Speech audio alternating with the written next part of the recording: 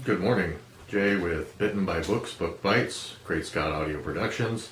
We're going to go ahead and have some fun, a lot of fun, with Ill Wind by Rachel Caine. Most of you have probably heard of the vampire series, Morganville Vampires, young adult series. It's phenomenal.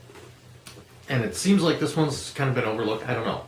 I personally found this, and I saw that there was a Jim Butcher recommendation on the front of it, and I said, oh, well, Jim says it's good, it's got to be good. This stuff is super duper neat. Not anything like we've seen previously, really. It is, it's about the weather. It is why these things happen. Each weather warden has a different specialization, if you will. Excuse me. And it's just a really nifty romp. It's a fairly big series that finished up a few years ago, but it's really tight. It's really action packed. The love interest is phenomenal. So let's jump right in. Chapter 1. Cloudy and cool with an 80% possibility of moderate to severe thunderstorms by mid-afternoon. Well, thank God this is about to be over, I thought as I drove, blue, past the sign that marked Westchester, Connecticut City's limits. Traffic sucked. Not surprisingly, rush hour was still in full swing, and I had to moderate my impatience and ride the brake while I watched for my exit. Calm down. Things will be back to normal in just a few more minutes. Okay, so I was a little too optimistic. Also unrealistic, since me and normal have never really been on speaking terms. But, in my defense, I needed all the optimism I could muster right then. I'd been running on adrenaline and bad coffee for more than 30 hours straight. I'd been awake for so long that my eyes felt like they'd been rolled in beach sand and Tabasco sauce. I needed rest, clean clothes, a shower, not necessarily in that order. First, I had to find the guy who was going to save my life. I found the exit, navigated streets and annoying stoplights until I found the residential neighborhood I was looking for.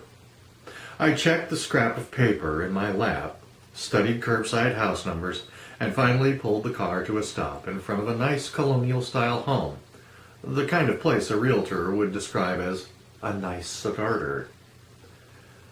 It had flame-red tulips planted in mannered rows under the windows, and the lawn looked well-behaved, too. Weird. Of all the places I'd have expected to find Louis Levander Orwell, the most powerful man in the world, well, this wasn't it. I mean, suburbia? Hello? I tapped chipped fingernails on the steering wheel, weighed risks and benefits, and finally popped open the door and stepped out of the car. The euphoria I'd felt when I was pulling into town vanished as soon as my feet hit solid ground, crushed under a load of exhaustion, too much stress, too little sleep, too much fear. Speaking of fear, I felt wind on the back of my neck, and I turned to look east. A storm loomed like Purple Mountain's majesty. Big cumulonimbus clouds piled on top of each other like a 50-car interstate pileup. I could feel it noticing me in the way that storms had. No question about it. I needed to be out of Westchester before that thing decided to pounce. I'd been watching storms crawl along the coast, paralleling me all the way from Florida.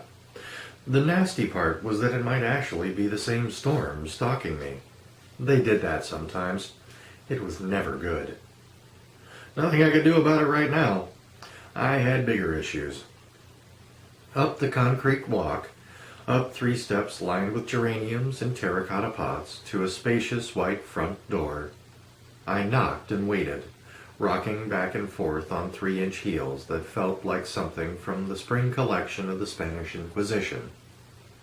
Bad planning on my part, but then I'd been expecting a pleasant little business meeting, not a 2-day panicked flight across country.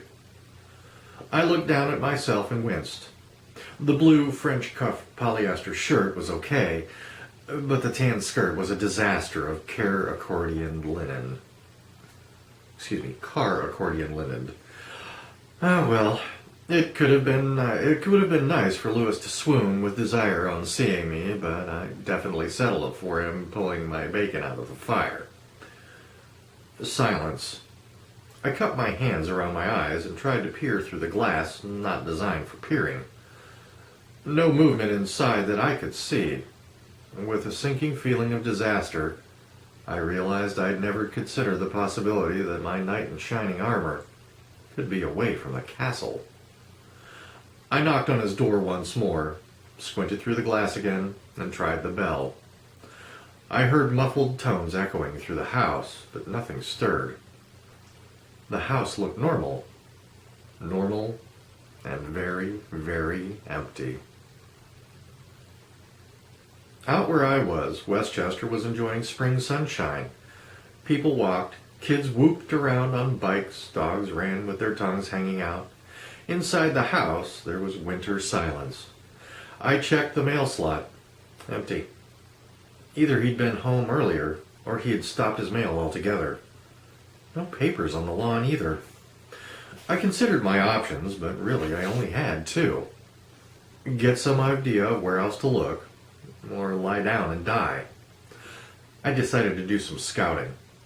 Unfortunately, the grass was damp, and my 3-inch eels weren't designed for pathfinding. With some cursing and tripping and excavating myself from spike-heeled holes, I clumped around the house. The house that had that don't touch me feeling that indicated strong wards and protections, but I circled it anyway, checking the windows. Yep, wards on every one. Good strong ones. The yard was nice and neat as a pin, with the look of being maintained by a service instead of somebody with a passion for plants. Lewis had a very nice workshop in the back, which was devoted half to woodworking, half to magecraft. That half was warded up wazoo. No way I could do more than just glance in the window before I had to retreat or get zapped. Powerful stuff. That was good. I desperately needed a powerful guy. We're going to go ahead and stop there. Grab these books. They are super duper fun. Next time, guys, I'm going to take you probably way outside your comfort zone. I'm going to take us into a little bit of science fiction, provided Rachel doesn't stab my eyes out with spoons. And we're going to head into the world of, well, it's actually the universe of the Commonwealth of Planets. And you're going to learn a little bit about Alan Dean Foster and my screen name that I took from these books, Flinks, of the Commonwealth, and his pet mini drag, Pip. These books have meant so much to me for the past 30 years, and I'd like to share them with you. Thanks, and have a great week.